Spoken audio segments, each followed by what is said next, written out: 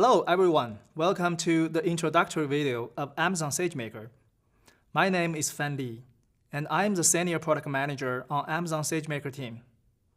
Amazon SageMaker is a fully managed service to help data scientists and developers to build, train, and deploy machine learning models quickly and easily. It has three major components: a hosted notebook instance, a distributed on-demand training environment, and a model hosting environment that is elastic, scalable, secure, and reliable. Although using all components end-to-end brings you a seamless experience on Amazon SageMaker, you have the flexibility to use any combination of those components in order to fit your own workflow. Amazon SageMaker provides hosted Jupyter notebooks that requires no setup. With a few clicks on Amazon SageMaker console or through APIs, you can create a fully managed notebook instance, which comes with preloaded data science packages such as popular Python libraries, deep learning frameworks, Apache Spark, and so on. You can then start processing your datasets and developing your algorithms immediately. If you want to use extra packages that are not preloaded, you can simply pip install or conda install them, which will be persisted in that notebook instance. Although you can certainly run training jobs in the hosted notebook instance, many times you want to get access to more compute capacity, especially for large datasets. In that case, you simply select the type and quantity of Amazon EC2 instances you need and kick off a training job. Amazon SageMaker then sets up the compute cluster, performs the training job, and tear down the cluster when the training job is finished. So you only pay for what you use and never worry about the underlying infrastructure. In Amazon SageMaker, model training is flexible. You can certainly bring arbitrary algorithms, either open sourced or developed by yourself, in the form of Docker images. Although Amazon SageMaker offers a range of built-in high-performance machine learning algorithms that have been optimized for distributed training, making it highly effective in training models against large datasets. For those who want to train your own neural networks, Amazon SageMaker makes it super easy to directly submit your TensorFlow or Apache MXNet scripts for distributed training. And you can use alternative deep learning frameworks as well by packaging your own Docker images and bringing them to Amazon SageMaker. When you are ready to deploy a model to production, you can simply indicate the compute resource requirement for hosting the model and deploy it with just one click. A HTTPS endpoint will then be created to achieve low latency, high throughput inferences. With Amazon SageMaker, you can swap the model behind an endpoint without any downtime, or even put multiple models behind an endpoint for the purpose of A/B testing. Next, I'm going to show you a quick demo.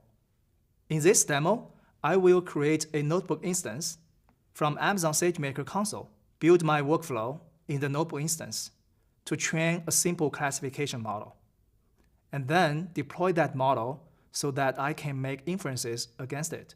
Please remember, you can always use Amazon SageMaker console or APIs to build your workflows if you prefer to do that. Now I'm on Amazon SageMaker console, and I am creating a notebook instance.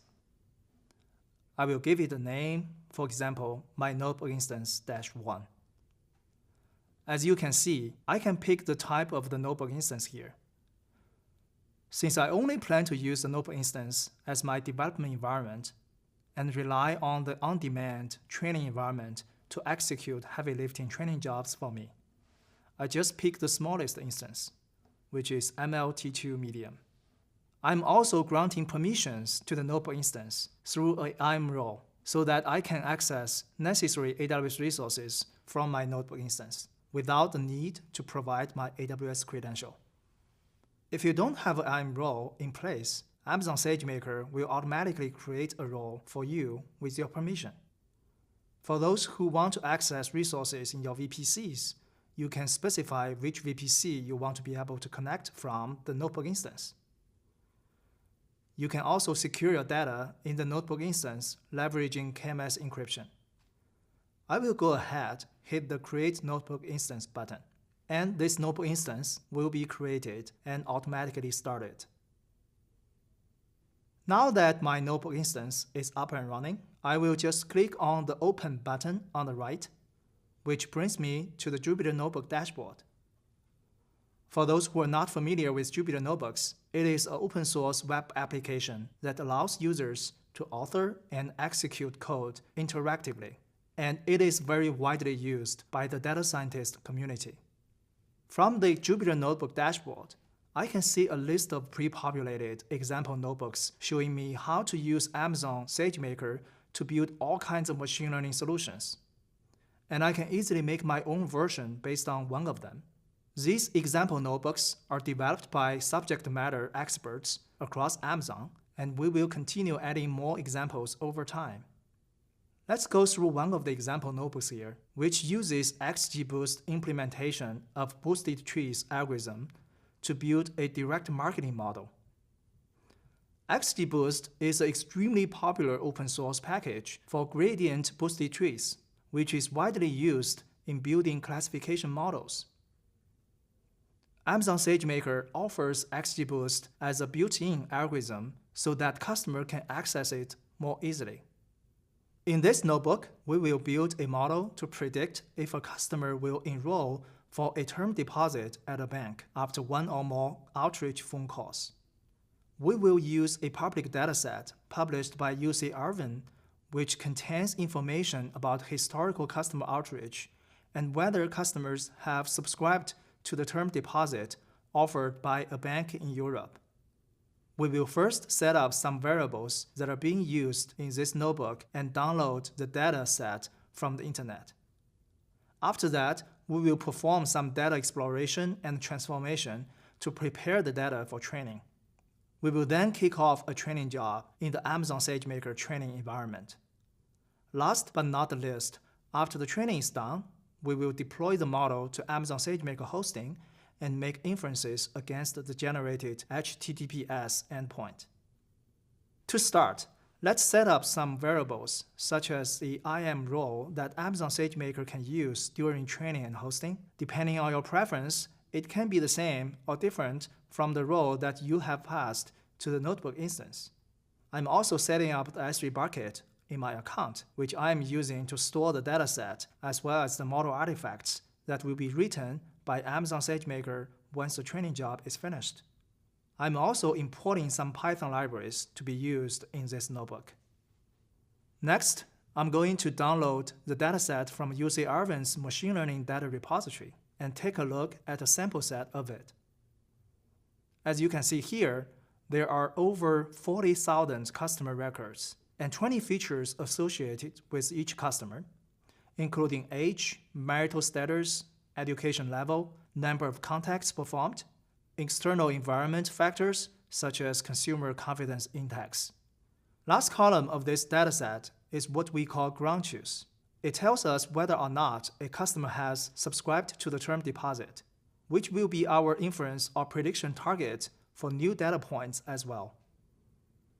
I then go ahead, do some data cleansing and transformations. I'm not going into the detail here, but the goal is to better prepare the dataset so as to generate a better model. As a common practice, after I have completed the data exploration and transformation, I split the dataset into training data, validation data, and test data. Training data and validation data will be used in the training process, and I am going to use the test data to evaluate model performance after it is deployed. I then upload the datasets to my S3 bucket and move on to the training step. Creating a training job in Amazon SageMaker is pretty straightforward.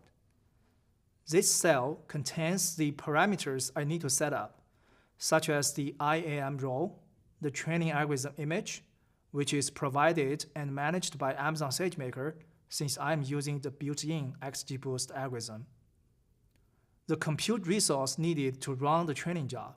In this case, I'm running the job on two MLC4 2x large instances. Input data config specify where the training dataset is. while output config specified where the training result, what we call model artifacts, should be written to. I am also setting up a bunch of hyperparameters which are algorithm-specific, and a stopping condition to avoid endless training job execution. After all the parameters are set, I initiate a Amazon SageMaker Bodo client and call the Create Training Job API to kick off the training job. For this particular training job, it will just take a few minutes. As you can see here, the training job has been completed, and model artifacts have been written to my S3 bucket in the backend. I'm now ready to deploy it into production. I will first create a model in Amazon SageMaker hosting by specifying the model artifact's location, as well as the inference image, which contains the inference code. Again, since I used the built-in XGBoost algorithm, the inference image here is provided and managed by Amazon SageMaker as well. If you were to bring your own model to hosting, you need to provide your own inference image here. I will then create an endpoint, but before that, I need to set up an endpoint configuration first. This is to specify how many models I'm going to put behind an endpoint, and the compute resources I need for each of the model. In this demo, I'm only putting one model, which is the one I just trained, behind the endpoint. And I am using one MLC4 XLarge instance to host that model. After that, I just call create endpoint API to create the endpoint. Okay, now the endpoint is created, and I can make inferences against it in real time. What I'm doing here is getting the test data I have prepared during the data preparation step, making inferences for each single one record in that dataset, and comparing the results with the ground truth. As you can see here, I managed to get an error rate which is not bad, although I may need more iterations to improve it. That is all I have for this introductory video. I hope you enjoyed learning about Amazon SageMaker. I'm Fan Li, and thank you for watching.